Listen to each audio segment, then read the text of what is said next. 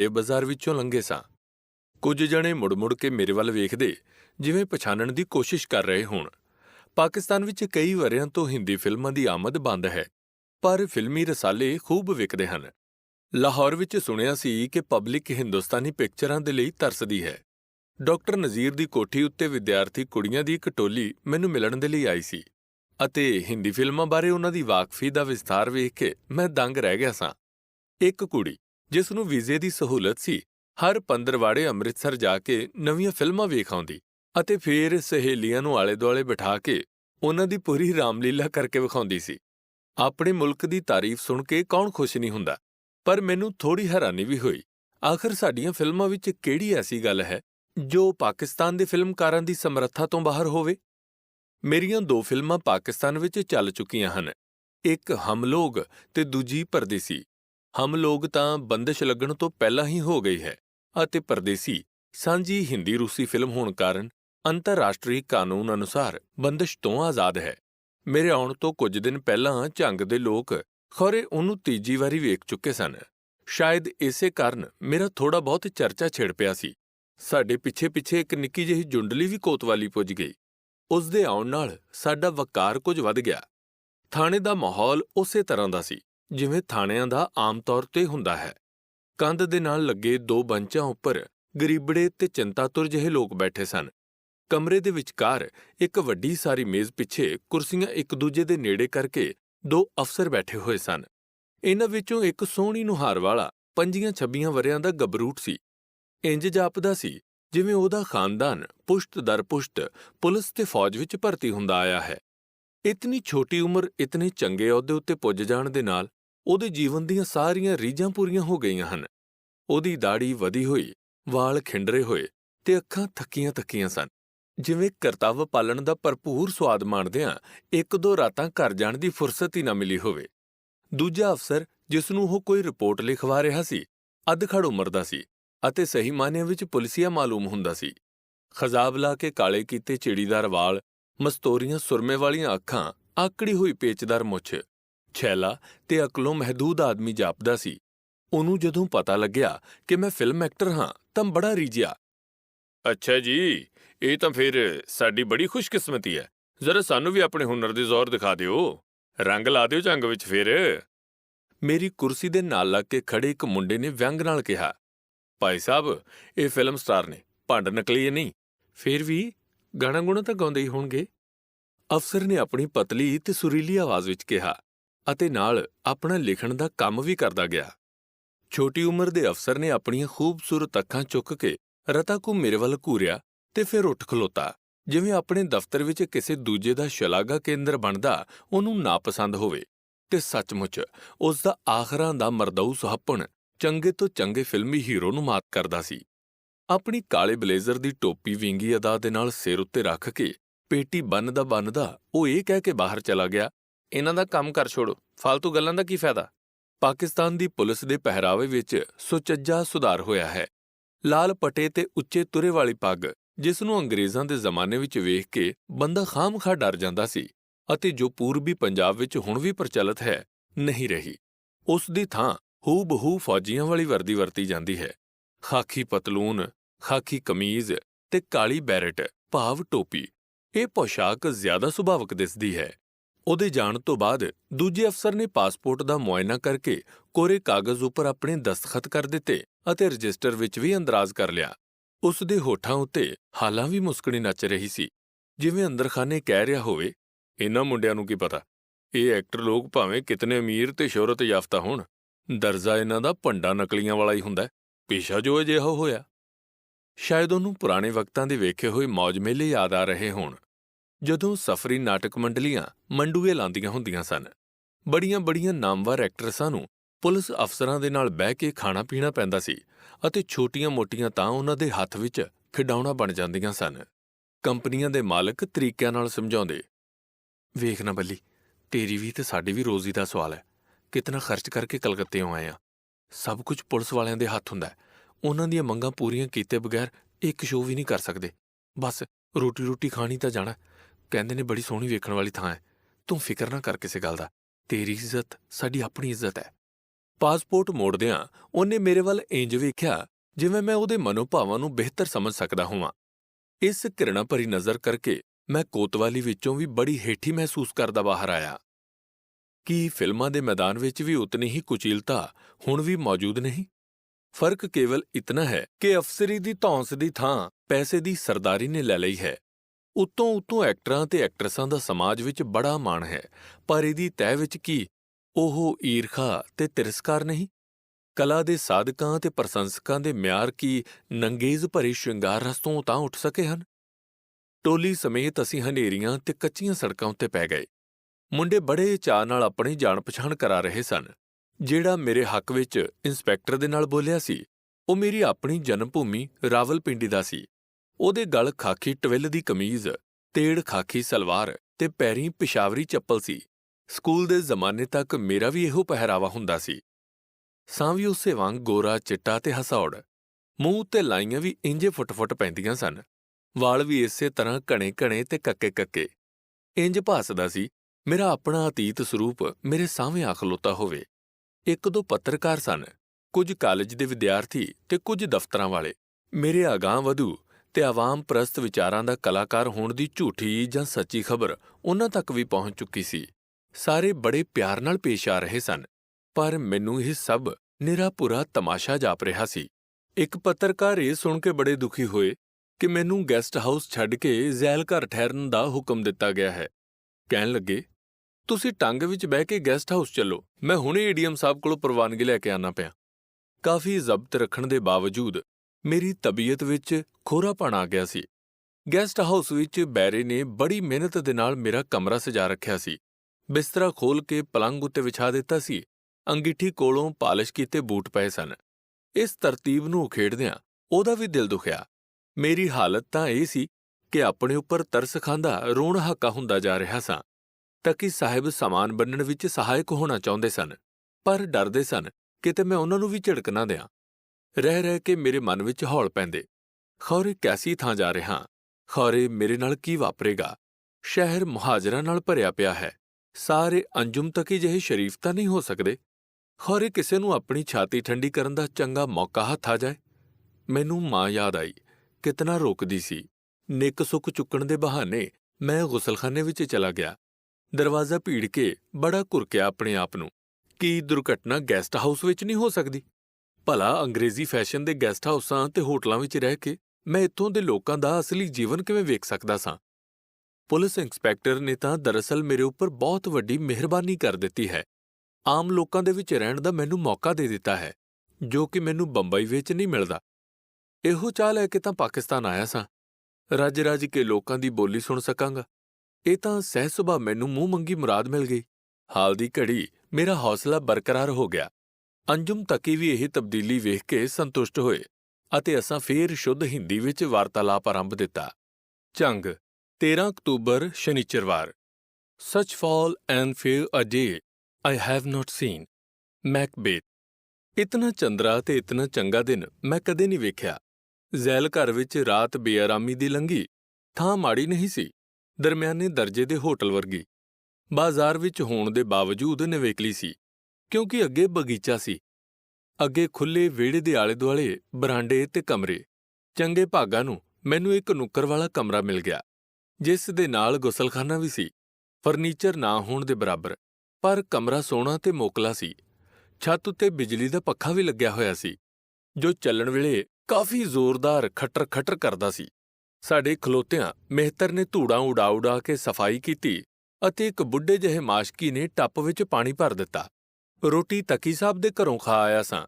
ਜਿਤਨੀ ਜਲਦੀ ਹੋ ਸਕਿਆ ਦਰਵਾਜ਼ਿਆਂ ਦੀਆਂ ਕੁੰਡੀਆਂ ਚਾੜੀਆਂ ਤੇ ਬਿਸਤਰਾ ਖੋਲ੍ਹ ਕੇ ਲੰਮੇ ਪੈਣ ਦੀ ਕੀਤੀ। ਬਾਰੀਆਂ ਵਿੱਚੋਂ ਨਿੰਮੀ ਠੰਡੀ ਹਵਾ ਅੰਦਰ ਆ ਰਹੀ ਸੀ। ਕਿਸੇ ਬ੍ਰਿਛ ਉੱਤੇ ਬੁਲਬੁਲ ਬੋਲ ਰਹੀ ਸੀ। ਬਿੰਦ ਕੁ ਲਈ ਮਨ ਪਿਛਾਂਹ ਦੌੜ ਪਿਆ, ਜਿਵੇਂ ਗਰਮੀਆਂ ਦੀਆਂ ਛੁੱਟੀਆਂ ਗੁਜ਼ਾਰ ਕੇ ਪਿੰਡੀਓਂ ਅੱਜ ਹੀ ਲਾਹੌਰ ਆਇਆ ਹੋਵਾਂ ਤੇ ਕਾਲਜ ਦੇ ਹੋਸਟਲ ਵਿੱਚ ਡੇਰਾ ਲਾਇਆ ਹੋਵੇ। ਜ਼ੈਲ ਘਰ ਦੀ ਇਮਾਰਤ ਨੂੰ ਵੇਖ ਕੇ ਪਹਿਲੀ ਨਜ਼ਰੇ ਸ਼ੱਕ ਵੀ ਪਿਆ ਸੀ ਕਿ ਸ਼ਾਇਦ ਕਿਸੇ ਜ਼ਮਾਨੇ ਵਿੱਚ ਇਹ ਕਿਸੇ ਸਕੂਲ ਜਾਂ ਕਾਲਜ ਦਾ ਹੋਸਟਲ ਰਹੀ ਹੋਵੇ, ਪਰ ਸੁਖਦਾਈ ਸੋਚਾਂ ਮਨ ਨੂੰ ਮਾਫਕ ਨਹੀਂ ਸਨ ਆ ਰਹੀਆਂ। ਬਾਰ-ਬਾਰ ਖਿਆਲ ਪੁਲਿਸ ਦੇ ਸਲੂਕ ਵੱਲ ਜਾਂਦਾ ਸੀ। ਮੈਂ ਸਿਰਫ ਸੈਰ ਲਈ ਅਤੇ ਆਪਣੇ ਵਤਨ ਦੇ ਦੀਦਾਰ ਲਈ ਪਾਕਿਸਤਾਨ ਆਇਆ ਸਾਂ, ਕੇਵਲ ਇੱਕ ਮਹਿਮਾਨ ਹੋ ਕੇ। ਕੋਈ ਵੀ ਐਸੀ ਹਰਕਤ ਜੋ ਇੱਕ ਮਹਿਮਾਨ ਲਈ ਨਾਜਾਇਜ਼ ਹੋਵੇ ਮੇਰੀਆਂ ਨਜ਼ਰਾਂ ਵਿੱਚ ਕੁਫਰ ਸੀ। ਪਰ ਇਸ ਦੇ ਬਾਵਜੂਦ ਜੇ ਮੇਰੇ ਨਾਲ ਦੋਸ਼ੀਆਂ ਵਾਲਾ ਹੀ ਸਲੂਕ ਹੋਣਾ ਅਤੇ ਉਤਨੀ ਖੁੱਲ੍ਹ ਵੀ ਨਹੀਂ ਮਿਲਣੀ ਜੋ ਸੈਰ ਦੇ ਸਵਾਦ ਨੂੰ ਕਾਇਮ ਰੱਖਣ ਦੇ ਲਈ ਜ਼ਰੂਰੀ ਹੋਵੇ, ਫਿਰ ਪੈਰੋਲ ਉੱਤੇ ਨਿਕਲੇ ਕੈਦੀ ਵਾਂਗ ਭਟਕਣ ਦਾ ਲਾਭ ਕੀ? ਕਿਤਨਾ ਮੂਰਖ ਹਾਂ ਮੈਂ। ਬਗੈਰ ਕੋਈ ਪੁੱਛਗਿੱਛ ਕੀਤੇ ਮੂੰਹ ਚੱਕ ਕੇ ਇਕੱਲਾ ਨਿਕਲ ਪਿਆ। ਘੱਟ ਤੋਂ ਘੱਟ ਨਾਲ ਕੋਈ ਸਾਥੀ ਹੁੰਦਾ, ਦੁੱਖ ਸੁੱਖ ਵੰਡਾਉਣ ਲਈ, ਦਿਲ ਦਾ ਭਾਰ ਹੌਲਾ ਕਰਨ ਦੇ ਲਈ। ਤਾਂ ਕਿ ਅੰਜੁਮ ਕੀ ਸੋਚਦਾ ਹੋਵੇਗਾ? ਮੁਮਕਿਨ ਹੈ ਕੱਲ ਉਸ ਦੇ ਦਰਸ਼ਨ ਹੀ ਨਾ ਹੋਣ। ਦੂਜਾ ਨਾਂ ਡਾਕਟਰ ਨਜ਼ੀਰ ਨੇ ਸ਼ਾਇਦ ਸ਼ੇਰ ਅਫਜ਼ਲ ਜ਼ਾਫਰੀ ਦਾ ਦਿੱਤਾ ਸੀ। ਉਹ ਅੰਜੁਮ ਨੇ ਦੱਸਿਆ ਸੀ ਝੰਗ ਤੋਂ ਕਿਤੇ ਬਾਹਰ ਗਏ ਹੋਏ ਸਨ। ਸੱਚਮੁੱਚ ਗਏ ਹੋਏ ਹਨ ਜਾਂ ਇਹ ਨਾ ਮਿਲਣ ਦਾ ਬਹਾਨਾ ਹੈ? ਤਕਰੀਬਨ ਸਾਰੀ ਰਾਤ ਹੀ ਪਾਸੇ ਮਾਰਦਿਆਂ ਹੀ ਲੰਘ ਗਈ। ਜ਼ਰਾ ਕੁ ਅੱਖ ਲੱਗੇ ਫੇਰ ਚੇਤਨਾ ਦੇ ਅਖਾੜੇ ਵਿੱਚ ਦੰਗਲ ਛਿੜ ਪਏ। ਇਸ ਦਾ ਇੱਕ ਮਜ਼ੇਦਾਰ ਪਹਿਲੂ ਵੀ ਸੀ। ਮੈਂ ਵੇਖਿਆ ਕਿ ਮੇਰਾ ਮਨ ਝੰਗ ਦੀ ਬੋਲੀ ਬੋਲਣ ਲੱਗ ਪਿਆ ਹੈ, ਜਿਵੇਂ ਕੰਨਾਂ ਵਿੱਚ ਪਈਆਂ ਆਵਾਜ਼ਾਂ ਦਾ ਉਹਨੇ ਰਿਕਾਰਡ ਬਣਾ ਲਿਆ ਹੈ। ਕਿਹੜੀਆਂ ਉਮੀਦਾਂ ਲਾ ਕੇ ਘਰੋਂ ਟੁਰਿਆ ਸਾਂ, ਪਤਾ ਤਾਂ ਨਾ ਹੀ ਨਾ, ਰੇਤ ਦੇ ਕਿਲਿਆਂ ਵਾਂਗ ਢਹਿ ਵੇਸਣ। ਜੇ ਥਮਾਈ ਮੈਂਡੀ ਇੱਥੋਂ ਖੈਰੀ ਮੇਰੀ ਕੂਚ ਥੀ ਵੰਨੇ ਤਾਂ ਮਾਈ ਹੀਰ ਤੈਂਡੇ ਨਾਂ ਤੇ 7100 ਨਫਲ। ਭਲਾ ਇਹ ਨਫਲ ਕੀ ਚੀਜ਼ ਹੁੰਦੀ ਹੈ? ਅਖੀਰ ਮੈਂ ਇੱਕ ਫੈਸਲੇ ਉੱਤੇ ਪੁੱਜਾ। ਸਵੇਰੇ ਆਪਣਾ ਸਭ ਤੋਂ ਚੰਗਾ ਸੂਟ ਪਾ ਕੇ ਸਿੱਧਾ ਡਿਪਟੀ ਕਮਿਸ਼ਨਰ ਜਾਂ ਸੁਪਰਡੈਂਟ ਪੁਲਿਸ ਨੂੰ ਜਾ ਕੇ ਮਿਲਾਂਗਾ। ਖੁੱਲ੍ਹ ਕੇ ਸਾਰੀ ਗੱਲ ਕਰਾਂਗਾ। ਜੇ ਉਸ ਤੋਂ ਬਾਅਦ ਪ੍ਰੋਗਰਾਮ ਮੁਤਾਬਕ ਅੱਗੇ ਟੁਰਨ ਦਾ ਕੋਈ ਮਤਲਬ ਦਿਸਿਆ ਤਾਂ ਠੀਕ, ਨਹੀਂ ਤਾਂ ਪਹਿਲੀ ਗੱਡੀ ਵਾਪਸ ਲਾਹੌਰ ਤੇ ਅੱਗੋਂ ਦਿੱਲੀ। ਇਸ ਫੈਸਲੇ ਨਾਲ ਮਨ ਦਾ ਟਿਕਾ ਤਾਂ ਹੋਇਆ, ਪਰ ਨੀਂਦਰ ਫੇਰ ਨਹੀਂ ਆਈ। ਥਾਂ ਜੂ ਨਵੀਂ ਸੀ, ਮੰਜੀ ਵਿੱਚ ਚੜ੍ਹਾਂ ਵੀ ਸਨ ਤੇ ਕਦੇ-ਕਦੇ ਮੱਛਰ ਵੀ ਫੇਰਾ ਮਾਰਦਾ ਸੀ। ਮੰਜੀ ਧਰੀਕ ਕੇ ਪੱਖੇ ਦੇ ਐਨ ਹੇਠਾਂ ਲੈ ਆਂਦੀ, ਪਰ ਹੁਣ ਡਰ ਇਸ ਗੱਲ ਦਾ ਸੀ ਕਿ ਕਿਤੇ ਖਟਰ-ਖਟਰ ਕਰਦਾ ਉੱਤੇ ਹੀ ਨਾ ਡਿੱਗੇ। ਕੇਵਲ ਇਹੀ ਨਹੀਂ, ਰਤਾ ਕੁ ਸਰਾਂ ਵਿੱਚ ਕੋਈ ਖੜਾਕ ਹੁੰਦਾ, ਮੇਰੇ ਕੰਨ ਖਲੋ ਜਾਂਦੇ। ਅਖੀਰ ਆਪਣੇ ਅਧੀਰਜ ਮਨ ਨੂੰ ਸਜ਼ਾ ਦੇਣ ਦਾ ਮੈਂ ਹਠ ਯੋਗੀ ਉਪਾਅ ਫੜਿਆ। ਸੂਟਕੇਸ ਵਿੱਚੋਂ ਮੈਲੇ ਕੱਪੜੇ ਕੱਢੇ ਤੇ ਲੱਗਾ ਗੁਸਲਖਾਨੇ ਵਿੱਚ ਉਹਨਾਂ ਨੂੰ ਕੁੱਟਣ। ਜ਼ੁਰਾਬਾਂ, ਬਨਿਆਨਾਂ, ਨਾਇਲਾਂ ਦੀਆਂ ਕਮੀਜ਼ਾਂ ਸਭ ਧੋ ਸੁੱਟੀਆਂ, ਇੱਥੋਂ ਤੱਕ ਕਿ ਲਬਾਲਬ ਭਰਿਆ ਟੱਪ ਖਾਲੀ ਹੋ ਗਿਆ। ਉਸ ਤੋਂ ਬਾਅਦ ਆਪਣੇ ਆਪ ਨੂੰ ਹੋਰ ਥਕਾਣ ਦੇ ਲਈ ਡੰਡ ਬੈਠਕਾਂ ਕੱਢੀਆਂ। ਫੇਰ ਜਾ ਕੇ ਕਿਤੇ ਨੀਂਦਰ ਆਈ। ਉਦੋਂ ਕੁੱਕੜ ਬੋਲਣੇ ਸ਼ੁਰੂ ਹੋ ਗਏ ਸਨ। ਥੋੜਾ ਚਿਰ ਬਾਅਦ ਅਖਬਾਰ ਵੇਚਣ ਵਾਲਿਆਂ ਦੀ ਪ੍ਰਭਾਤ ਫੇਰੀ ਨੇ ਜਗਾ ਦਿੱਤਾ। ਇਹਨਾਂ ਦੀਆਂ ਆਵਾਜ਼ਾਂ ਉਤਨੀਆਂ ਧਮਾਕੇਦਾਰ ਨਹੀਂ ਸਨ ਜਿਤਨੀਆਂ ਦਿੱਲੀ ਪਟੇਲ ਨਗਰ ਵਿੱਚ ਸੁਣੀਂਦੀਆਂ ਹਨ। ਉੱਥੇ ਤਾਂ ਇੱਕ ਸੰਡੇ ਐਡੀਸ਼ਨ ਵੇਚਣ ਵਾਲੇ ਨੇ ਇੱਕ ਦਿਨ ਬਾਰੀ ਦੇ ਕੋਲ ਆ ਕੇ ਇਤਨੇ ਜ਼ੋਰ ਦੇ ਨਾਲ ਸੰਡੇ ਕਿਹਾ ਸੀ ਕਿ ਮੈਂ ਤ੍ਰਹਿ ਕੇ ਮੰਜੇ ਤੋਂ ਹੇਠਾਂ ਡਿੱਗ ਪਿਆ ਸਾਂ। ਪਰ ਇਹ ਝੰਗ ਦੀ ਬੋਲੀ ਵਾਂਗ ਹੀ ਮਿੱਠਾ-ਮਿੱਠਾ ਕੂਕਦੇ ਸਨ, ਜਿਵੇਂ ਸੁੱਤਿਆਂ ਦੀ ਨੀਂਦਰ ਖਰਾਬ ਕਰਨ ਦਾ ਪਛਤਾਵਾ ਵੀ ਹੋਵੇ। ਪਰ ਸਿਆਲੇ ਦੀ ਮੱਖੀ ਵਾਂਗ ਹੈ ਸਨ ਚਮੜੇਤੂ। ਕਮਰੇ ਦਾ ਬੂਹਾ ਅੰਦਰੋਂ ਬੰਦ ਵੇਖ ਕੇ ਇਹ ਨਹੀਂ ਕਿ ਅੱਗੇ ਲੰਘ ਜਾਣ, ਖਲੋ ਕੇ ਲਗਾਤਾਰ ਕੂਕੀ ਜਾਂਦੇ ਤੇ ਜਵਾਬ ਨਾ ਮਿਲਦਾ ਵੇਖ ਕੇ ਉਹਨੂੰ ਠਕੋਰਨ ਵੀ ਲੱਗ ਪੈਂਦੇ। ਮੈਂ ਕੋਈ 4 ਵਾਰੀ ਉੱਠ ਕੇ ਅਖਬਾਰ ਖਰੀਦੀ ਹੋਵੇਗੀ, ਸਭੇ ਉਰਦੂ ਵਿੱਚ। ਜੇ ਆਖਾਂ ਭਾਈ ਮੈਂ ਪਹਿਲਾਂ ਖਰੀਦ ਚੁੱਕਾਂ ਤਾਂ ਅੱਗੋਂ ਜਵਾਬ ਮਿਲਦਾ, ਇੱਕ ਸਾਡੇ ਕੋਲੋਂ ਵੀ ਲਾਈ ਲਾਓ ਨਾ, ਅੱਲਾ ਸ਼ਾਨਾ ਕਾਇਮ ਰੱਖੇ। ਸ਼ਾਇਦ ਇਹਨਾਂ ਨੇ ਵੀ ਮੈਨੂੰ ਸੁੰਘ ਲਿਆ ਸੀ। ਇਹ ਲੋਕ ਮੁੰਡੇ ਖੁੰਡੇ ਨਹੀਂ, ਚੰਗੇ ਦਿੱਖ ਵਾਲੇ ਗੱਭਰੂ ਜਵਾਨ ਸਨ। ਇਹਨਾਂ ਦਾ ਇਸ ਵੇਲੇ ਹਲਾਂ ਪੰਜਾਲੀਆਂ ਚੁੱਕ ਕੇ ਖੇਤਾਂ ਵੱਲ ਚਲੇ ਜਾਣਾ ਜ਼ਿਆਦਾ ਸੁਭਾਵਕ ਹੁੰਦਾ। ਇੰਜ ਟਿੱਲ ਲਾ ਕੇ ਅਖਬਾਰ ਵੇਚਣਾ ਆਰਥਕ ਊਣਤਾ ਦਾ ਵੀ ਸੂਚਕ ਸੀ। ਖੌਰੇ ਕਿਹੜੇ ਪਿੰਡਾਂ ਦੇ ਲੋਕ ਸਨ ਇਹ। ਸੁਣਿਆ ਸੀ ਕਿ ਸਾਂਦਲਬਾਰ ਦਾ ਬਹੁਤ ਸਾਰਾ ਇਲਾਕਾ ਸੇਮ ਦਾ ਸ਼ਿਕਾਰ ਹੋ ਗਿਆ ਹੈ ਅਤੇ ਜੱਟਾਂ ਦੀਆਂ ਪਰੇਸ਼ਾਨੀਆਂ ਬੜੀਆਂ ਵੱਧ ਗਈਆਂ ਹਨ। ਮਾਸ਼ਕੀ ਨੂੰ ਰਾਤੀ ਜਦੋਂ ਮੈਂ ਅਠਿਆਨੀ ਬਖਸ਼ਿਸ਼ ਦਿੱਤੀ ਤਾਂ ਉਹਨੇ ਇੰਨੀਆਂ ਦੁਆਵਾਂ ਦਿੱਤੀਆਂ ਕਿ ਮੇਰਾ ਰੁੱਗ ਭਰ ਆਇਆ। ਹਾਲੇ ਵੀ ਸਿਰਫ 6 ਹੀ ਵਜੇ ਸਨ। ਨਰਮ ਤੇ ਮਿੱਠੀ ਠੰਡ ਸੀ। ਮੈਂ ਬੂਹਾ ਬੰਦ ਕਰਕੇ ਫੇਰ ਸੌਂ ਗਿਆ। ਉੱਠਣ ਦੀ ਕੋਈ ਜਲਦੀ ਵੀ ਤਾਂ ਨਹੀਂ ਸੀ। ਕਿਸੇ ਵੱਡੇ ਅਫਸਰ ਨੂੰ ਮਿਲਣ ਤੋਂ ਸਿਵਾ ਮੇਰਾ ਹੋਰ ਕੋਈ ਪ੍ਰੋਗਰਾਮ ਵੀ ਨਹੀਂ ਸੀ। ਥੋੜਾ ਚਿਰ ਹੀ ਸੁੱਤਾ ਹੋਵਾਂਗਾ। ਫੇਰ ਦਰਵਾਜ਼ਾ ਖੜਕਿਆ। ਸ਼ਾਇਦ ਕੋਈ ਮੁਲਾਜ਼ਮ ਚਾਹ ਲੈ ਕੇ ਆਇਆ ਹੋਵੇ, ਪਰ ਇਹ ਕਿਵੇਂ ਹੋ ਸਕਦਾ ਸੀ? ਇਹ ਸਰਾਂ ਹੈ, ਕੋਈ ਹੋਟਲ ਤਾਂ ਨਹੀਂ। ਬੇਦਿਲੀ ਨਾਲ ਬੂਹਾ ਖੋਲ੍ਹਿਆ। ਉਹ ਪੱਤਰਕਾਰ ਖੜੇ ਸਨ ਜਿਨ੍ਹਾਂ ਨਾਲ ਤਕੀ ਸਾਹਿਬ ਨੇ ਰਾਤੀ ਪਛਾਣ ਕਰਾਈ ਸੀ। ਨਾ ਮੇਰੀ ਯਾਦ ਵਿੱਚੋਂ ਲੱਥ ਗਿਆ ਸੀ। ਉਹਨਾਂ ਦਾ ਪਹਿਰਾਵਾ ਯੂਰੋਪੀਅਨ ਅਤੇ ਮੂੰਹ ਵਿੱਚ ਸਵੇਰੇ ਪਾਨ। ਇਹ ਕਹਿਣਾ ਵੀ ਔਖਾ ਸੀ ਕਿ ਪੰਜਾਬੀ ਹਨ ਜਾਂ ਯੂਪੀ ਦੇ ਪਾਸੇ ਦੇ। ਭਲਾ ਇਸ ਵੇਲੇ ਇਹਨਾਂ ਨੂੰ ਮੇਰੇ ਨਾਲ ਕੀ ਕੰਮ ਪੈ ਗਿਆ ਸੀ? ਮੈਂ ਰਸਮੀ ਤੌਰ ਤੇ ਪੁੱਛਿਆ, ਫਰਮਾਈਏ। मेरा नाम बिलाल जुबैर है, पाकिस्तान टाइम, इमरोज़ और कुछ दूसरे अखबारों का नुमाइंदा हूँ। आपको याद होगा मैं रात को आपसे मिला था। तकी अंजुम मेरे प्यारे दोस्त हैं। जी हाँ, वो तो मुझे अच्छी तरह से याद है, पर इस वक्त मैं आपकी क्या खिदमत कर सकता हूँ? ਉਹ ਇਤਨਾ ਵਧੀਆ ਉਰਦੂ ਬੋਲਦਾ ਸੀ ਕਿ ਉਹਦੇ ਪੰਜਾਬੀ ਹੋਣ ਦਾ ਮੈਨੂੰ ਸ਼ੱਕ ਵੀ ਨਾ ਹੋਇਆ। ਵਰਨਾ ਤਕੱਲਫ ਦੀ ਕੰਧ ਭਾਵੇਂ ਟੁੱਟ ਹੀ ਜਾਂਦੀ। ਬਿਲਾਲ ਨੇ ਹੱਸ ਕੇ ਜਵਾਬ ਦਿੱਤਾ, खिदमत का शर्फ तो मैं हासिल करना चाहता हूँ। अगर आप इजाजत दें तो अंदर आ जाऊं। देखिए, मैं अपनी आवाज ऊपर झट जर्रा बख्तर चाड़ लिया। अभी तो मैं उठा हूं, अगर आप घंटे भर बाद तशरीफ ले आए तो। ਉਹਦੇ ਮੱਥੇ ਉੱਤੇ ਫੇਰ ਵੀ ਵੱਟ ਨਹੀਂ ਆਇਆ। हाँ हाँ, अच्छी बात है, आप तैयार हो जाइए। मगर आज के लिए प्रोग्राम क्या सोचा हुआ है आपने? तकी अंजुम तो 9 बजे कॉलेज जाएंगे, आप क्या करेंगे? मैं पहले डिस्ट्रिक्ट मैजिस्ट्रेट या पुलिस सुपरिटेंडेंट से मिलूंगा, बाकी प्रोग्राम बाद में बना सकूंगा, मैं जवाब देता। डिस्ट्रिक्ट मैजिस्ट्रेट और एसपी तो किसी कत्ल की वारदात के सिलसिले में झंग से बाहर गए हुए हैं। हाँ, अगर आप एडीएम से मिलना चाहते हैं तो आपको ले चलूंगा। शुक्रिया। ਹੁਣ ਮੈਨੂੰ ਆਪਣੀ ਬੇਮੁਰੱਵਤੀ ਉੱਤੇ ਪਛੇਮਾਨ ਹੋਣਾ ਪੈ ਰਿਹਾ ਸੀ। आइए बैठिए ना, मैं अभी चाय मंगवाता हूँ। नहीं, चाय बाद में पियेंगे, पहले आप तैयार हो जाइए। ਇਹ ਕਹਿ ਕੇ ਉਹ ਚਲਾ ਗਿਆ। ਘੰਟੇ ਡੇਢ ਕੁ ਬਾਅਦ ਉਸਨੇ ਮੈਨੂੰ ਬੁਲਾ ਲਿਆਉਣ ਲਈ ਆਪਣੇ ਛੋਟੇ ਵੀਰ ਅब्बास ਨੂੰ ਭੇਜਿਆ। ਅਖੇ ਭਈਆ ਆਪਣੇ ਦਫ਼ਤਰ में आपका इंतजार कर रहे हैं। ਮੈਂ ਸੋਚ ਵਿੱਚ ਪੈ ਗਿਆ, ਜਾਵਾਂ ਕਿ ਨਹੀਂ। ਪਤਾ ਨਹੀਂ ਕਿੱਥੇ ਹੈ ਇਹ ਦਫ਼ਤਰ। ਰਾਤੀਂ ਕੋਈ ਪ੍ਰੋਗਰਾਮ ਤੈਅ ਨਹੀਂ ਸੀ ਹੋਇਆ ਤੇ ਨਾ ਮੈਂ ਉਹਨੂੰ ਚੰਗੀ ਤਰ੍ਹਾਂ ਜਾਣਦਾ ਸਾਂ। ਮਨ ਫੇਰ ਭੈੜੇ ਪਾਸੇ ਤੁਰ ਪਿਆ। ਪਰ ਪਹਿਲਾਂ ਵੀ ਬਿਲਾਲ ਜ਼ੁਬੈਰੀ ਨਾਲ ਰੁੱਖਾ ਪੇਸ਼ ਆ ਚੁੱਕਿਆ ਸਾਂ। ਰਾਤੀ ਫੈਸਲਾ ਜੋ ਕੀਤਾ ਸੀ, ਕਾਇਰਤਾ ਨੂੰ ਨੇੜੇ ਨਾ ਆਉਣ ਦੇਣ ਦਾ, ਭਾਵੇਂ ਮਨ ਅੰਦਰੋਂ ਕਿਤਨਾ ਵੀ ਉਚਾਟ ਹੋਵੇ। ਕਮਰੇ ਨੂੰ ਜੰਦਰਾ ਮਾਰ ਕੇ ਚਾਬੀ ਜੇਬ ਵਿੱਚ ਪਾਈ ਤੇ ਮੁੰਡੇ ਨਾਲ ਟੁਰ ਪਿਆ। ਵੱਡੇ ਬਾਜ਼ਾਰ ਵਿੱਚੋਂ ਲੰਘ ਕੇ ਅਸੀਂ ਇੱਕ ਤੰਗ ਜਿਹੇ ਬਾਜ਼ਾਰ ਵਿੱਚ ਦਾਖਲ ਹੋਏ। ਵੱਡਾ ਬਾਜ਼ਾਰ ਵੀ ਬਹੁਤਾ ਸਾਫ਼-ਸੁਥਰਾ ਨਹੀਂ ਸੀ, ਪਰ ਇਹ ਛੋਟਾ ਤਾਂ ਜਿਉਂ-ਜਿਉਂ ਅਸੀਂ ਅੱਗੇ ਵੱਧਦੇ ਗਏ ਕਾਫੀ ਗੰਦਾ ਜਾਪਣ ਲੱਗ ਪਿਆ। ਮੱਖੀਆਂ ਦੀ ਇਤਨੀ ਭਰਮਾਰ ਮੈਂ ਕਦੇ ਨਹੀਂ ਸੀ ਵੇਖੀ। ਇੰਜ ਦਿਸਦਾ ਸੀ ਜਿਵੇਂ ਅਸਮਾਨ ਤੋਂ ਇਹਨਾਂ ਦੀ ਬਾਰਿਸ਼ ਹੋ ਰਹੀ ਹੋਵੇ। ਲੋਕੀ ਵੀ ਸਿਹਤਵੰਨੇ ਨਹੀਂ ਸਨ ਦਿਸਦੇ, ਪਰ ਨਾਗਰਿਕ ਜੀਵਨ ਨੂੰ ਸਮੂਹਕ ਸਹਿਯੋਗ ਦੇ ਨਾਲ ਸੋਹਣਾ ਤੇ ਸੁਥਰਾ ਬਣਾਉਣ ਦੀ ਲੋੜ ਮੈਂ ਸਮਝਦਾ ਹਾਂ ਪੰਜਾਬੀਆਂ ਨੂੰ ਹਾਲਾ ਮਹਿਸੂਸ ਹੀ ਨਹੀਂ ਹੋਈ। ਪਿਛਲੇ ਸਾਲ ਅੰਮ੍ਰਿਤਸਰ ਦੇ ਵਿੱਚ ਮੈਂ ਕੋਈ ਘੱਟ ਗਲਾਜ਼ਤ ਨਹੀਂ ਸੀ ਵੇਖੀ। ਅਸੀਂ ਪੰਜਾਬੀ ਦੂਜੇ ਇਲਾਕਿਆਂ ਦੇ ਲੋਕਾਂ ਦੀ ਨੁਕਤਾਚੀਨੀ ਕਰਨ ਵਿੱਚ ਬੜਾ ਸੁਆਦ ਲੈਂਦੇ ਹਾਂ। ਉਹ ਜੀ ਕਸ਼ਮੀਰੀ ਬੜੇ ਗੰਦੇ, ਉਹ ਜੀ ਮਦਰਾਸੀ, ਉਹਨਾਂ ਨੂੰ ਤਾਂ ਚਾਵਲ ਖਾਂਦਿਆਂ ਵੇਖ ਕੇ ਕਰੀਚ ਆਉਂਦੀ ਹੈ। ਉਹ ਜੀ ਬੰਗਾਲੀ ਹਰ ਵੇਲੇ ਪਾਨ ਖਾ ਕੇ ਥੁੱਕਦੇ ਰਹਿੰਦੇ ਨੇ। ਪਰ ਆਪਣੀ ਪੀੜ੍ਹੀ ਹੇਠ ਸੋਟਾ ਫੇਰਨ ਦੀ ਅਸਾਂ ਖੇਚਲ ਨਹੀਂ ਕੀਤੀ। 2 ਕੁ ਸਾਲ ਹੋਏ ਮੈਂ ਮਹਾਰਾਸ਼ਟਰ ਦੇ ਇੱਕ ਛੋਟੇ ਜਿਹੇ ਸ਼ਹਿਰ ਅਹਿਮਦਨਗਰ ਗਿਆ ਸਾਂ। ਉਹ ਅਹਿਮਦਨਗਰ ਜਿੱਥੇ ਕਾਂਗਰਸੀ ਨੇਤਾ 1942 ਦੇ ਅੰਦੋਲਨ ਵਿੱਚ ਨਜ਼ਰਬੰਦ ਕੀਤੇ ਗਏ ਸਨ। ਆਬਾਦੀ ਕੁੱਲ 70 ਕੁ ਹਜ਼ਾਰ ਹੈ, ਅੰਮ੍ਰਿਤਸਰ ਦਾ ਤੀਜਾ ਜਾਂ ਚੌਥਾ ਹਿੱਸਾ। ਪਰ ਇੱਥੋਂ ਦੀ ਨਗਰ ਸਭਾ ਵੱਲੋਂ ਕੀਤੇ ਗਏ ਪ੍ਰਬੰਧਾਂ ਨੂੰ ਵੇਖ ਕੇ ਮੈਂ ਹੈਰਾਨ ਰਹਿ ਗਿਆ। ਸ਼ਹਿਰ ਵਿੱਚ ਕਿਤੇ ਖੁੱਲ੍ਹੇ ਗਟਰ ਨਹੀਂ। ਸ਼ਹਿਰ ਦੇ ਕੇਂਦਰ ਵਿੱਚ ਨਵੀਂ ਅਜੋਕੇ ਡਿਜ਼ਾਈਨ ਦੀ ਪੱਕੀ ਤੇ ਸ਼ਾਨਦਾਰ ਮਾਰਕੀਟ ਬਣਾਈ ਗਈ ਹੈ। ਸਭ ਦੁਕਾਨਾਂ ਇੱਥੇ ਹੀ ਲੱਗਦੀਆਂ ਹਨ। ਮਾਰਕੀਟ ਦੀ ਉੱਪਰ ਵਾਲੀ ਮੰਜ਼ਲ ਉੱਤੇ ਪੜ੍ਹਨ ਕਮਰੇ ਬਣਾਏ ਗਏ ਹਨ, ਜਿਨ੍ਹਾਂ ਵਿੱਚ ਸ਼ਾਮ ਨੂੰ ਗਰੀਬ ਵਿਦਿਆਰਥੀ, ਜਿਨ੍ਹਾਂ ਦੇ ਘਰ ਇਕਾਂਤ ਬਹਿ ਕੇ ਪੜ੍ਹਨ ਲਿਖਣ ਦੀ ਥਾਂ ਨਹੀਂ, ਬੈਠ ਕੇ ਅਧਿਐਨ ਕਰਦੇ ਹਨ। ਇਹਨਾਂ ਲਈ ਨਾ ਕੇਵਲ ਕੁਰਸੀਆਂ, ਮੇਜ਼ਾਂ ਅਤੇ ਅਲਮਾਰੀ ਦਾ, ਸਗੋਂ ਪੱਖਿਆਂ ਤੀਕ ਦਾ ਪ੍ਰਬੰਧ ਹੈ। ਮਾਰਕੀਟ ਦੇ ਉੱਪਰ ਘੰਟਾ ਘਰ ਹੈ।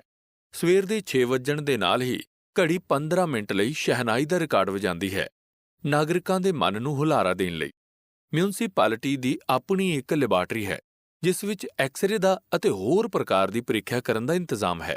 ਸਕੂਲ ਜਾਣ ਵਾਲੇ ਹਰ ਬੱਚੇ ਦੀ ਮੁਫਤ ਪ੍ਰੀਖਿਆ ਕੀਤੀ ਜਾਂਦੀ ਹੈ ਤਾਂ ਜੋ ਉਹਦੀ ਸਰੀਰਕ ਸੁਰੱਖਿਆ ਦਾ ਪ੍ਰਬੰਧ ਕੀਤਾ ਜਾ ਸਕੇ। ਮਿਊਨਿਸਪੈਲਿਟੀ ਵੱਲੋਂ ਇੱਕ 3 ਮੰਜ਼ਲਾ ਪ੍ਰਸੂਤ ਗ੍ਰਹਿ ਬਣਾਇਆ ਗਿਆ ਹੈ। ਇੱਥੇ ਗਰੀਬ ਤੀਵੀਆਂ ਨੂੰ ਕੇਵਲ 1 ਰੁਪਿਆ ਰੋਜ਼ ਦੇਣਾ ਪੈਂਦਾ ਹੈ ਅਤੇ ਹੋਰ ਕੋਈ ਫੀਸ ਨਹੀਂ। ਮਿਊਨਿਸਪੈਲਿਟੀ ਵੱਲੋਂ ਵਿਆਹ ਸ਼ਾਦੀ ਆਦਿਕ ਦੇ ਸਮਾਗਮਾਂ ਲਈ ਇੱਕ ਵੱਡਾ ਸਾਰਾ ਹਾਲ ਬਣਾਇਆ ਗਿਆ ਹੈ, ਜੋ ਮਜ਼ਹਬ ਜ਼ਾਤ-ਪਾਤ ਦਾ ਖਿਆਲ ਕੀਤੇ ਬਗੈਰ ਹਰ ਨਾਗਰਿਕ ਲਈ ਖੁੱਲ੍ਹਾ ਹੈ।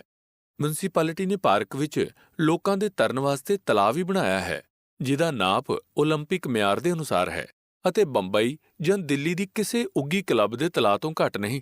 ਸ਼ਹਿਰ ਦਾ ਆਪਣਾ ਓਪਨ ਏਅਰ ਥੀਏਟਰ ਹੈ। ਹੋਰ ਤਾਂ ਹੋਰ ਸ਼ਮਸ਼ਾਨ ਭੂਮੀ ਤੱਕ ਨੂੰ ਇੱਕ ਸ਼ਾਂਤੀਦਾਇਕ ਥਾਂ ਬਣਾ ਦਿੱਤਾ ਗਿਆ ਹੈ। ਇੱਥੇ ਨਹਾਣ ਧੋਣ ਦਾ ਇੰਤਜ਼ਾਮ ਹੈ। ਪ੍ਰਾਰਥਨਾ ਲਈ ਚਬੂਤਰਾ ਬਣਾਇਆ ਹੈ। ਲੱਕੜਾਂ ਬਾਜ਼ਾਰ ਨਾਲੋਂ ਇੱਥੇ ਬਹੁਤ ਸਸਤੇ ਨਿਰਖ ਉੱਤੇ ਮਿਲ ਜਾਂਦੀਆਂ ਹਨ। ਚਿਤਾਵਾਂ ਉੱਪਰ ਟੀਨ ਦੇ ਸ਼ੈੱਡ ਬਣਾ ਦਿੱਤੇ ਗਏ ਹਨ ਤਾਂ ਜੋ ਬਾਰਿਸ਼ ਵੇਲੇ ਵੀ ਨਿਰਵਿਘਨਤਾ ਦੇ ਨਾਲ ਸੰਸਕਾਰ ਕੀਤਾ ਜਾ ਸਕੇ। ਤੇ ਮੈਂ ਇਹ ਸਭ ਕੁਝ ਵੇਖ ਕੇ ਮਹਿਸੂਸ ਕੀਤਾ ਕਿ ਅਸਾਂ ਪੰਜਾਬੀਆਂ ਅਜੇ ਦੂਜਿਆਂ ਤੋਂ ਬਹੁਤ ਕੁਝ ਸਿੱਖਣਾ ਹੈ। ਪਰ ਇਹ ਤਾਂ ਹੀ ਹੋ ਸਕਦਾ ਹੈ ਜੇ ਅਸੀਂ ਬੇਅਰਥ ਗੱਲਾਂ ਉੱਪਰ ਮਰ ਮਿਟਣ ਦੀ ਬਿਰਤੀ ਨੂੰ ਤਿਆਗ ਕੇ ਜੀਵਨ ਨੂੰ ਉਚੇਰੀ ਪੱਧਰ ਤੋਂ ਵੇਖਣ ਦੇ ਯੋਗ ਬਣਾਈਏ। ਬਿਲਾਲ ਜ਼ੁਬੈਰੀ ਦਾ ਦਫ਼ਤਰ ਇੱਕ ਭੀੜੀ ਜਿਹੀ ਗਲੀ ਵਿੱਚ ਸੀ, ਇਤਨਾ ਨਿੱਕਾ ਕਿ ਖੇਡ ਜਿਹੀ ਜਾਪਦਾ ਸੀ, ਪਰ ਟੈਲੀਫੋਨ ਲੱਗਿਆ ਹੋਇਆ ਸੀ। ਅਤੇ ਮੇਜ਼ ਉੱਤੇ ਅੱਜ ਦੇ ਅਖਬਾਰਾਂ ਦਾ ਢੇਰ ਸੀ। ਮੈਂ ਸਵੇਰੇ ਅਖਬਾਰ ਖਰੀਦੇ ਪਰ ਪੜ੍ਹੇ ਨਹੀਂ ਸਨ। ਬਿਲਾਲ ਨੇ ਬੜੀ ਸੁਹਿਰਦਤਾ ਨਾਲ ਕਿਹਾ ਕਿ ਉਹ ਮੈਨੂੰ ਲੈਣ ਦੇ ਲਈ ਖੁਦ ਇਸ ਲਈ ਨਹੀਂ ਆ ਸਕੇ ਕਿਉਂਕਿ ਏਡੀਐਮ ਸਾਹਿਬ ਕੋਲੋਂ ਫੋਨ ਕਰਕੇ ਮਿਲਣ ਦਾ ਵਕਤ ਲੈਣਾ ਸੀ। ਇਸੇ ਲਈ ਹੁਣ ਵੀ ਫੋਨ ਦੇ ਸਿਰਹਾਣੇ ਬੈਠੇ ਹੋਏ ਸਨ। ਮੇਰਾ ਭਟਕਿਆ ਹੋਇਆ ਮਨ ਆਪਣੇ ਹੋਛੇਪਨ ਤੇ ਸ਼ਰਮਸਾਰ ਹੋਇਆ ਅਤੇ ਪੂਰੀ ਤਰ੍ਹਾਂ ਸਿਦਕ ਵਾਲੀ ਰਾਹ ਤੇ ਆ ਗਿਆ। ਮੇਜ਼ ਉੱਤੇ ਪਏ ਉਰਦੂ ਅਖਬਾਰ ਮੈਂ ਚੁੱਕ-ਚੁੱਕ ਕੇ ਵੇਖਣੇ ਸ਼ੁਰੂ ਕੀਤੇ। ਕੋਹਸਤਾਨ, ਗਰੀਬ, ਇਮਰੋਜ਼। ਇੱਕ ਗੱਲ ਵੇਖ ਕੇ ਮੈਨੂੰ ਬੜੀ ਸਖਤ ਹੈਰਾਨੀ ਹੋਈ। ਹਰ ਅਖਬਾਰ ਦੇ ਪਹਿਲੇ ਸਫ਼ੇ ਉੱਤੇ ਤਰੀਕ ਸਿਰਫ ਈਸਵੀ ਤੇ ਹਿਜਰੀ ਸਾਨੀ ਨਹੀਂ ਸਗੋਂ ਬਿਕਰਮੀ ਸੰਮਤ ਵਿੱਚ ਵੀ ਦਿੱਤੀ ਹੋਈ ਸੀ, ਜਿਵੇਂ 13 ਅਕਤੂਬਰ 1962 ਬਰੋਜ਼ ਸਨੀਚਰ, 13 ਜਮਾਦੀ ਅਲ ਅਵਲ 1282, 27 ਆਸਵਨ ਅੱਸੂ 2019 ਬਿਕਰਮੀ। ਮੈਂ ਬਿਲਾਲ ਨੂੰ ਕਿਹਾ, ਇੱਥੇ ਅਖਬਾਰਾਂ ਵਿੱਚ ਬਿਕਰਮੀ ਸੰਮਤ ਵੀ ਛਾਪਦੇ ਨੇ? ਅੱਗੋਂ ਉਹ ਲਾਪਰਵਾਹੀ ਨਾਲ ਬੋਲਿਆ, ਇਸ ਵਿੱਚ ਹੈਰਾਨ ਹੋਣ ਦੀ ਕਿਹੜੀ ਗੱਲ ਹੈ? ਪਰ ਦਿਲੋਂ ਮੇਰੇ ਸਵਾਲ ਤੋਂ ਉਹ ਖੁਸ਼ ਹੋਇਆ ਜਾਪਦਾ ਸੀ। ਉਹਦੇ ਚਿਹਰੇ ਦਾ ਭਾਵ ਕਹਿ ਰਿਹਾ ਸੀ, ਅਸੀਂ ਲੋਕ ਇਤਨੇ ਮੁਤੱਸਬ ਨਹੀਂ ਜਿਤਨਾ ਤੁਸੀਂ ਸਾਨੂੰ ਸਮਝਦੇ ਹੋ। ਪਰ ਹੈਰਾਨ ਹੋਣ ਦੀ ਗੱਲ ਤਾਂ ਇਹ ਸੀ, ਜਦੋਂ ਕਿ ਪਾਕਿਸਤਾਨੀ ਪੰਜਾਬ ਵਿੱਚ ਹਿੰਦੂਆਂ ਦੀ ਸੰਖਿਆ ਆਟੇ ਵਿੱਚ ਲੂਣ ਮਾਤਰ ਵੀ ਨਹੀਂ ਰਹੀ। ਇਹਦਾ ਇੱਕੋ ਕਾਰਨ ਹੋ ਸਕਦਾ ਸੀ, ਉਹ ਇਹ ਕਿ ਸ਼ਹਿਰਾਂ ਤੇ ਪਿੰਡਾਂ ਦੀ ਗਰੀਬੜੀ ਵੱਸੋਂ ਹਾਲੀ ਵੀ ਮਹੀਨਿਆਂ ਨੂੰ ਚੇਤਰ, ਵਿਸਾਖ, ਜੇਠ, ਹਾੜ ਆਦਿ ਨਾਵਾਂ ਨਾਲ ਹੀ ਗਿਣਦੀ ਹੈ। ਅਖਬਾਰਾਂ ਵਾਲਿਆਂ ਨੂੰ ਮਜਬੂਰਨ ਬਿਕਰਮੀ ਸੰਮਤ ਛਾਪਣਾ ਪੈਂਦਾ ਹੈ। ਟੈਲੀਫੋਨ ਦੀ ਮਸਰੂਫੀਅਤ ਮੁੱਕਣ ਤੋਂ ਪਹਿਲਾਂ ਹੀ ਘਰ ਦੇ ਅੰਦਰੋਂ ਨਾਸ਼ਤੇ ਦੀਆਂ ਤਸ਼ਤਰੀਆਂ ਆਉਣੀਆਂ ਸ਼ੁਰੂ ਹੋ ਗਈਆਂ। ਆਮਲੇਟ, ਟੋਸਟ, ਸੇਬ, ਅੰਗੂਰ, ਕੇਲਾ, ਮਠਿਆਈਆਂ, ਚਾਹ। ਮੈਂ ਤੇ ਨਾਸ਼ਤਾ ਕਰ ਆਇਆ, ਅੱਬਾਸ ਕੋਲੋਂ ਪੁੱਛ ਲਓ। ਅੱਬਾਸ ਬੂਹੇ ਕੋਲ ਖਲੋਤਾ ਮੁਸਕਰਾ ਰਿਹਾ ਸੀ। ਕਹਿਣ ਲੱਗਾ, ਇੱਕ ਵਾਰੀ ਹੋਰ ਕਰ ਲਓ। ਕਿਸੇ ਨੇ ਇਨਕਾਰ ਨਹੀਂ ਮੰਨਿਆ। ਦੁਬਾਰਾ ਨਾਸ਼ਤਾ ਕਰਨਾ ਪਿਆ। ਨਾਸ਼ਤੇ ਪਿੱਛੋਂ ਪਾਨਦਾਨ ਵੀ ਸਾਹਮਣੇ ਆ ਗਿਆ। ਦਿੱਲੀ ਤੇ ਲਖਨਊ ਦੇ ਲੋਕ ਭਾਰੀ ਸੰਖਿਆ ਵਿੱਚ ਝਾਂਗਾ ਵਸੇ ਹਨ ਅਤੇ ਪਾਨ ਖੂਬ ਜ਼ੋਰਾਂ-ਸ਼ੋਰਾਂ ਨਾਲ ਪ੍ਰਚਲਿਤ ਕਰ ਦਿੱਤਾ ਹੈ। ਬਿਲਾਲ ਨਿਰੰਤਰ ਪਾਨ ਖਾਂਦਾ ਹੈ, ਇਸੇ ਕਰਕੇ ਮੈਨੂੰ ਉਸਦੇ ਗੈਰ ਪੰਜਾਬੀ ਹੋਣ ਦਾ ਸ਼ੱਕ ਪਿਆ ਸੀ। ਕਚਹਿਰੀ ਵਿੱਚ ਏਡੀਐਮ ਸਾਹਿਬ ਕਿਸੇ ਮੁਕੱਦਮੇ ਦੀ ਪੈਰਵੀ ਕਰ ਰਹੇ ਸਨ। ਬੜੇ ਆਦਰ ਨਾਲ ਉਹਨਾਂ ਮੈਨੂੰ ਉੱਪਰ ਕਠਵਾਰੇ ਵਿੱਚ ਆਪਣੇ ਕੋਲ ਬਿਠਾ ਲਿਆ। ਬਿਲਾਲ ਅਦਾਲਤ ਦੇ ਸਾਧਾਰਣ ਹਜੂਮ ਵਿੱਚ ਖੜਾ ਸਾਡੇ ਵੱਲ ਇੰਜ ਵੇਖ ਰਿਹਾ ਸੀ ਜਿਵੇਂ ਮੈਨੂੰ ਉੱਚੇ ਅਹੁਦੇ ਉੱਤੇ ਪਹੁੰਚਾ ਕੇ ਖੁਸ਼ ਹੋ ਰਿਹਾ ਹੋਵੇ।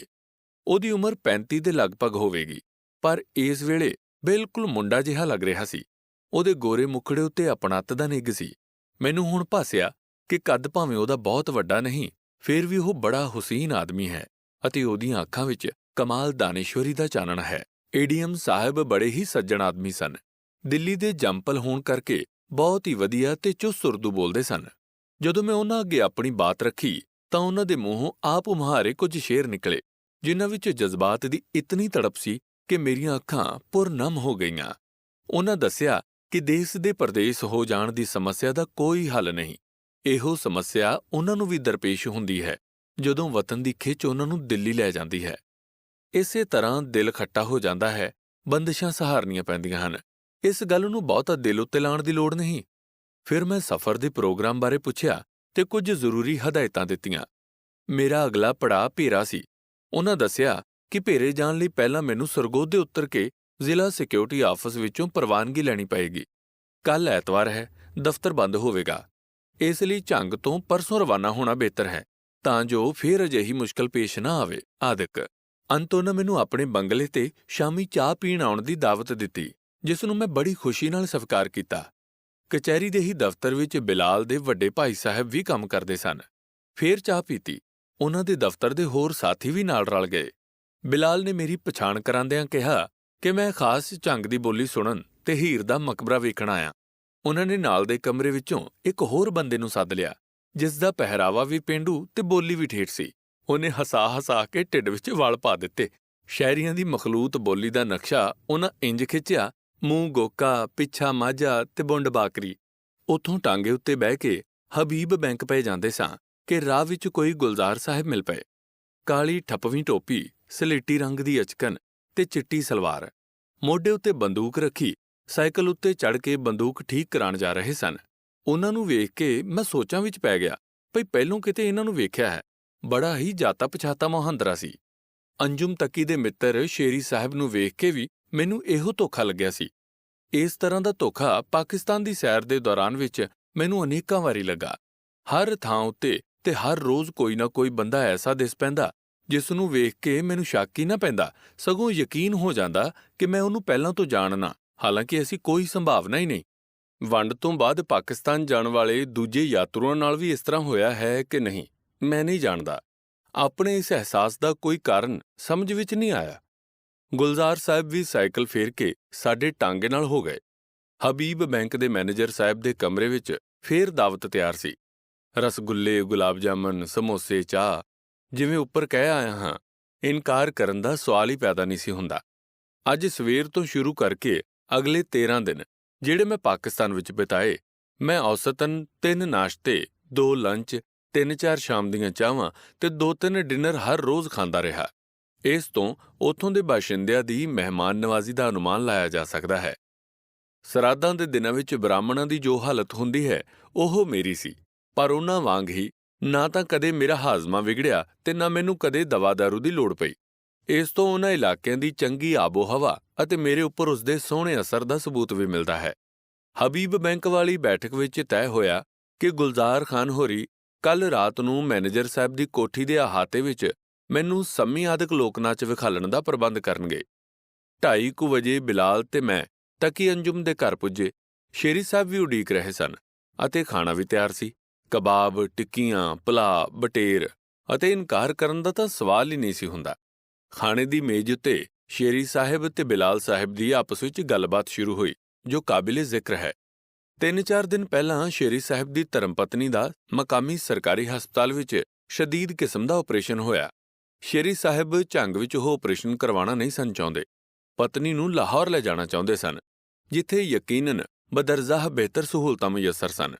ਪਰ ਝੰਗ ਹਸਪਤਾਲ ਦੇ ਡਾਕਟਰ ਉਹਨਾਂ ਦੇ ਮਿੱਤਰ ਸਨ ਤੇ ਉਹਨਾਂ ਇਸਰਾਰ ਕੀਤਾ ਕਿ ਆਪਰੇਸ਼ਨ ਝੰਗ ਵਿੱਚ ਹੀ ਹੋਣਾ ਚਾਹੀਦਾ ਹੈ ਤੇ ਉਹਨਾਂ ਦੇ ਆਪਣੇ ਸਿਸਟਮ ਅਨੁਸਾਰ। ਇਸ ਸਿਸਟਮ ਦੀ ਵਿਸ਼ੇਸ਼ਤਾ ਇਹ ਸੀ ਕਿ ਆਪਰੇਸ਼ਨ ਇੱਕ ਸਰਜਨ ਨਹੀਂ ਕਰਦਾ, ਹਸਪਤਾਲ ਦੇ 3 ਸਰਜਨ ਮਿਲ ਕੇ ਕਰਦੇ ਹਨ, ਕਿਉਂਕਿ ਝੰਗ ਜਿਹੇ ਛੋਟੇ ਸ਼ਹਿਰ ਵਿੱਚ ਦਾਨ ਕੀਤੇ ਖੂਨ ਦੇ ਜ਼ਖੀਰੇ ਦੀ ਘਾਟ ਹੈ। ਇੱਕ ਸਰਜਨ ਚੀਰ-ਫਾੜ ਕਰਦਾ ਹੈ, ਦੂਜਾ ਰਕਤ ਪ੍ਰਵਾਹ ਰੋਕਣ ਦੀਆਂ ਵਿਉਂਤਾਂ ਕਰਦਾ ਹੈ, ਤੀਜਾ ਜ਼ਖਮ ਨੂੰ ਝੱਟ ਸੀਣ ਦੇ ਆਹਰ ਵਿੱਚ ਲੱਗ ਜਾਂਦਾ ਹੈ। ਇੰਜ ਮਰੀਜ਼ ਦਾ ਆਪਣਾ ਖੂਨ ਜ਼ਾਇਆ ਹੋਣ ਤੋਂ ਬਚ ਜਾਂਦਾ ਹੈ ਅਤੇ ਬਾਹਰੋਂ ਖੂਨ ਦੇਣ ਦੀ ਲੋੜ ਹੀ ਨਹੀਂ ਰਹਿੰਦੀ। ਸ਼ੇਰੀ ਸਾਹਿਬ ਦੀ ਪਤਨੀ ਦੇ ਸਰੀਰ ਵਿੱਚ ਪਹਿਲਾਂ ਤੋਂ ਲਹੂ ਘਾਟ ਸੀ, ਫਿਰ ਵੀ ਬਿਨਾਂ ਰਕਤਦਾਨ ਕੀਤੇ ਸਫਲ ਆਪਰੇਸ਼ਨ ਕਰ ਦਿੱਤਾ ਗਿਆ ਸੀ ਅਤੇ ਹੁਣ ਖਤਰੇ ਤੋਂ ਉਹ ਬਾਹਰ ਹੋ ਚੁੱਕੀ ਸੀ। ਆਪਰੇਸ਼ਨ ਕਰਾਉਣ ਲਈ ਵੱਡੇ ਸ਼ਹਿਰਾਂ ਵੱਲ ਉੱਠ ਦੌੜਨ ਦੀ ਤੌਫੀਕ ਬਹੁਤ ਘੱਟ ਲੋਕਾਂ ਕੋਲ ਹੁੰਦੀ ਹੈ। ਝੰਗ ਦੇ ਡਾਕਟਰਾਂ ਨੇ ਸੈਂਕੜੇ ਜਾਨਾਂ ਆਪਣੇ ਇਸੇ ਸਿਸਟਮ ਦੀ ਮਦਦ ਨਾਲ ਬਚਾਈਆਂ ਸਨ ਅਤੇ ਜਨਤਾ ਬੜੀ ਸ਼ੁਕਰਗੁਜ਼ਾਰ ਸੀ। ਸ਼ੇਰੀ ਸਾਹਿਬ ਬਿਲਾਲ ਅੱਗੇ ਬੇਨਤੀ ਕਰ ਰਹੇ ਸਨ ਕਿ ਉਹ ਅਖਬਾਰਾਂ ਵਿੱਚ ਡਾਕਟਰਾਂ ਦੀ ਇਸ ਸੇਵਾ ਬਾਰੇ ਉਹਨਾਂ ਵੱਲੋਂ ਇੱਕ ਬਿਆਨ ਛਪਵਾਉਣ। ਪੈਸੇ ਤਾਂ ਉਹ ਲੈਂਦੇ ਨਹੀਂ, ਮੈਂ ਕੋਈ ਤਾਂ ਖਿਦਮਤ ਉਹਨਾਂ ਦੀ ਕਰ ਸਕਾਂ। ਸ਼ੇਰੀ ਸਾਹਿਬ ਬੜੀ ਭਾਵੁਕਤਾ ਨਾਲ ਕਹਿ ਰਹੇ ਸਨ। ਅੱਗੋਂ ਬਿਲਾਲ ਨੇ ਜਵਾਬ ਦਿੱਤਾ, ਸ਼ੇਰੀ ਸਾਹਿਬ, ਮੈਨੂੰ ਤਾਂ ਇਸ ਕੰਮ ਵਿੱਚ ਕੋਈ ਇਤਰਾਜ਼ ਨਹੀਂ, ਸਗੋਂ ਮੇਰਾ ਆਪਣਾ ਬਹੁਤ ਜੀ ਚਾਹੁੰਦਾ ਕੁਝ ਲਿਖਣ ਉੱਤੇ, ਪਰ ਇਹਨਾਂ ਲੋਕਾਂ ਨੇ ਇਸ ਗੱਲ ਦੀ ਸਖਤ ਮਨਾਹੀ ਕੀਤੀ ਹੋਈ ਹੈ। ਉਹ ਕਹਿੰਦੇ ਨੇ ਕਿ ਜੇਕਰ ਉਹਨਾਂ ਦੀ ਇਸ ਇਜਾਦ ਦਾ ਜ਼ਿਕਰ ਅਖਬਾਰਾਂ ਵਿੱਚ ਆ ਗਿਆ ਤਾਂ ਬਹੁਤ ਮੁਮਕਿਨ ਹੈ ਕਿ ਸਰਕਾਰ ਉਹਨਾਂ ਨੂੰ ਤਰੱਕੀ ਨਾ ਦੇਵੇ, ਵੱਡੇ ਹਸਪਤਾਲਾਂ ਵਿੱਚ ਤਬਾਦਲੇ ਕਰ ਦੇਵੇ। ਜੇ ਜ਼ਰਾ ਵੀ ਇਹੋ ਜਿਹੀ ਕੋਈ ਗੱਲ ਹੋ ਗਈ ਤਾਂ ਉਹਨਾਂ ਦੀ ਟੀਮ ਟੁੱਟ ਜਾਏਗੀ, ਸਿਸਟਮ ਖਤਮ ਹੋ ਜਾਏਗਾ। ਇਸ ਕਾਰਨ ਉਹ ਕਿਸੇ ਸੂਰਤ ਵੀ ਅਖਬਾਰਾਂ ਵਿੱਚ ਇਸ ਦਾ ਤਜ਼ਕਰਾ ਨਹੀਂ ਕਰਾਉਣਾ ਚਾਹੁੰਦੇ। ਭਾਵੇਂ ਝੰਗ ਦੇ ਇਹ ਛੋਟੇ ਜਿਹੇ ਸਰਕਾਰੀ ਹਸਪਤਾਲ ਵਿੱਚ ਉਹਨਾਂ ਨੂੰ ਤਨਖਾਹਾਂ ਬਹੁਤ ਨਹੀਂ ਮਿਲਦੀਆਂ ਤੇ ਨਾ ਹੀ ਸਹੂਲਤਾਂ, ਪਰ ਉਹਨਾਂ ਨੂੰ ਕੰਮ ਕਰਨ ਦੀ ਆਜ਼ਾਦੀ ਹੈ ਅਤੇ ਉਹਨਾਂ ਦੇ ਕੰਮ ਦੇ ਨਾਲ ਲੋਕਾਂ ਨੂੰ ਲਾਭ ਹੋ ਰਿਹਾ। ਉਹ ਕਹਿੰਦੇ ਨੇ ਕਿ ਇਹੋ ਸਾਡੇ ਕੰਮ ਦਾ ਇਨਾਮ ਹੈ। ਮੈਂ ਇਸ ਵਾਰਤਾਲਾਪ ਤੋਂ ਬੜਾ ਪ੍ਰਭਾਵਿਤ ਹੋਇਆ। ਸੱਚਮੁੱਚ ਮਨੁੱਖਤਾ ਦੇ ਦਰਦੀ ਹਰ ਮੁਲਕ, ਹਰ ਕੌਮ ਵਿੱਚ ਮੌਜੂਦ ਹੁੰਦੇ ਹਨ, ਜਿਹੜੇ ਸਰਬੱਤ ਦੇ ਭਲੇ ਲਈ ਆਪਣੇ ਸਵਾਰਥ ਵਾਰ ਸੁੱਟਦੇ ਹਨ ਅਤੇ ਉਹ ਕੇਵਲ ਇੱਕ ਕੌਮ ਦੇ ਨਹੀਂ ਹੁੰਦੇ, ਸਗੋਂ ਸਾਰੀ ਮਨੁੱਖਤਾ ਉਹਨਾਂ ਅੱਗੇ ਸਿਰ ਨਿਵਾਉਂਦੀ ਹੈ। ਅਜਿਹਿਆਂ ਉੱਤਮ ਲੋਕਾਂ ਦੀ ਘਾਲ ਨੇ ਹੀ ਮਨੁੱਖੀ ਸੱਭਿਅਤਾ ਦਾ ਮੁੱਖ ਉਜਲਾ ਕੀਤਾ ਹੈ ਅਤੇ ਭਵਿੱਖ ਵੀ ਇਹਨਾਂ ਦੀ ਆਸ ਉੱਤੇ ਹੀ ਕਾਇਮ ਹੈ।